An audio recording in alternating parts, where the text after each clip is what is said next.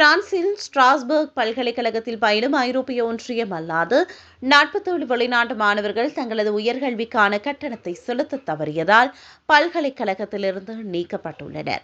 கடந்த மார்ச் 31ஆம் தேதியன்று மாணவர்கள் இவ்வாறு நீக்கப்பட்டனர்.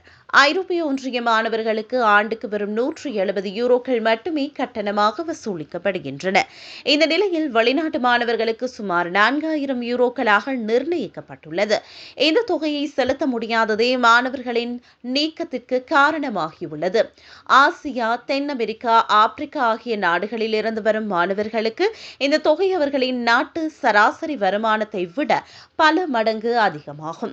தவணை முறையில் கட்டணம் செலுத்த பல மாணவர்கள் கோரிக்கை விடுத்தும் காலக்கெடுவுக்குள் அவை பரிசீலிக்கப்படாததால் இந்த நீக்கம் நடைபெற்றுள்ளது. பல்கலைக்கழகத்தின் இந்த முடிவு சட்டப்பூர்வமானது என்றாலும் இதனால் மாணவர்களின் வசிப்பிட உரிமம் ரத்தாகும் அபாயம் ஏற்பட்டுள்ளது. பிரான்சில் தங்கி படிக்க அங்கீகரிக்கப்பட்ட கல்வி நிறுவனத்தில் மாணவராக இருப்பது கட்டாயமாகும். இந்த நீக்கத்தால் மாணவர்கள் வகுப்புகளுக்கு செல்லவோ அல்லது தேர்வெழுதவோ முடியாது. இது அவர்களின் கல்வி மற்றும் எதிர்கால கனவுகளை கேள்விக்குறியாக்கியுள்ளது.